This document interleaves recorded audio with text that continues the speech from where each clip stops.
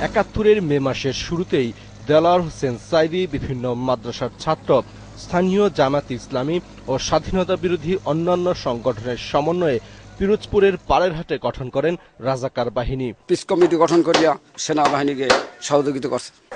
আমাকে বলছে রাজাকার। ৫ তহবিলে যারা ছিল তার ৩ জনই মারা গেছে, 2 জন আছে। 2 জন কে কে? সাঈদী সাহেব আর ওই মুসলিম মাওলানা।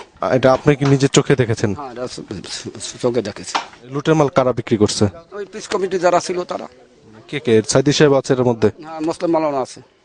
লুটটাকে উনি করতো না অন্য লোক করতো না? কাছে উনি ছিল, সব তো লোক বহুত লুট করছে। অভিযোগ অনুযায়ী মুক্তিযুদ্ধে যোগ দিতে বিভিন্ন এলাকা থেকে ২০ জন নিরীহ বাঙালি ৪ঠা মে মধ্য মাসিমপুর বাস স্ট্যান্ডে সমবেত হয়েছিলেন। সাঈদী সহ অন্যরা পাকিস্তানি সেনাদের খবর দিয়ে সেখানে নিয়ে যান। এরপর তাদের হত্যা করা হয়। একই দিন মাসিমপুর হিন্দুপাড়ায় হত্যা করা হয় ১৩ জনকে। চিথলিয়া গ্রামের মানিক পশারি বলেন, ৮ই মে রাজাকারদের নিয়ে সাঈদীর নেতৃত্বে তার বাড়ির লুট করে ৫টি ঘরে আগুন দেয়া হয়। মফিজউদ্দিন ও ইব্রাহিম কুট্টিকে ধরে সেনা ক্যাম্পে নিয়ে যাওয়ার সময় সাঈদীর পরামর্শে পাকিস্তানি সেনারা ইব্রাহিমকে হত্যা করে বলে তিনি দাবি করেন। সাঈদী সাহেব ১ নম্বর জড়িত, উনি বললে হবে। আমি তো বলি আমার ঘর পড়ছে দেলোয়ার শিকদার ওরফে দেলোয়ার সাঈদী, আর কুট্টিরে তো ওই থানার গাড়ি নিয়ে গুলি কাছে পাকছে না। সাঈদীর সঙ্গে ছিল, সাঈদী নিজেই অর্ডার করছে। ইব্রাহিম কুট্টির স্ত্রী মামলা করে বলছে যে আমার ভাই, আমার স্বামীকে মারা হয়েছে ১ অক্টোবর আমার বাড়ি থেকে ধরে নিয়ে যাওয়া হয়েছে। প্রচুর পরিমাণে একজনের টাকা দিছে এই দেলোয়ার হোসেন সাঈদী, তারপর শেষে এই সেকান্দার শিকদার, দানেশ মোল্লা যারা মৃত, হ্যাঁ, আরও রাজাকারদের সাথে নিয়ে তারা গেছে। এটা আমার ভাইয়ের কাছে শুনছি। অভিযোগ অনুযায়ী সাঈদীর নেতৃত্বে ১৫ থেকে ২০ জনের একটি সশস্ত্র রাজাকার বাহিনী পাড়েরহাট হিন্দুপাড়ায় গিয়ে ১৪ জনকে আটক করে এক দড়িতে বেঁধে হানাদারদের হাতে তুলে দেয়। পরে তাদের হত্যা করা হয়। হোগলাবুনিয়া গ্রামের ১০ জন হিন্দুকে ধরে হত্যা করে লাশ ফেলে দেওয়া হয় নদীতে। বলতে পারেন ধর্ষণ হয়েছে ৩-৪ জন লোক। সাঈদী ও তার রাজাকার সদস্যরা উমেদপুরের গৌরাঙ্গ সাহার ৩ বোনকে আটক করে ক্যাম্পে তুলে দেন বলে অভিযোগ আনা হয়েছে।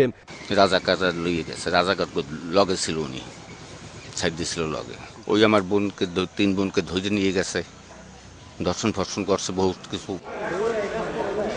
সাঈদীর চাপে পাড়েরহাটের বিভিন্ন এলাকার ১০০ থেকে ১৫০ হিন্দু ভয়ে মুসলমান হন। মুসলমান হওয়ার পরে নাম কি ছিল আপনাদের? আমার নাম ছিল আলী আশরাফ। এখন ঢাকা একটা লোকে বলছে কি হওয়ার জন্য মুসলমান? দেলোয়ার।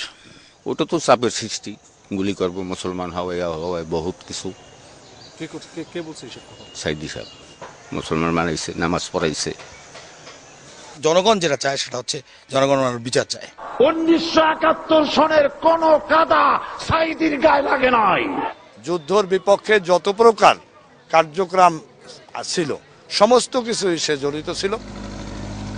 রাজনৈতিক কারণে দেলোয়ার হোসেন সাঈদীর বিচার করা হচ্ছে বলে আসামি পক্ষ থেকে বলা হলেও রাষ্ট্রপক্ষ বলছে ২০টির মধ্যে ১৯টি অভিযোগ তারা সন্দেহাতীতভাবে প্রমাণ করতে পেরেছে। তাই রাষ্ট্রপক্ষ থেকে আন্তর্জাতিক অপরাধ ট্রাইব্যুনাল ১-এ দেলোয়ার হোসেন সাঈদীর সর্বোচ্চ শাস্তির প্রার্থনা করা হয়েছে। সারা দেশের মানুষ, বিশেষ করে পিরোজপুরের ক্ষতিগ্রস্ত মানুষেরা আন্তর্জাতিক অপরাধ ট্রাইব্যুনাল ১-এর রায়ের দিকে তাকিয়ে আছেন। তারা অপেক্ষা করছেন সে রায় তাদের প্রত্যাশা পূরণ করতে পারে কিনা। মাসুদুল হক, এটিএন নিউজ, পাড়েরহাট, পিরোজপুর।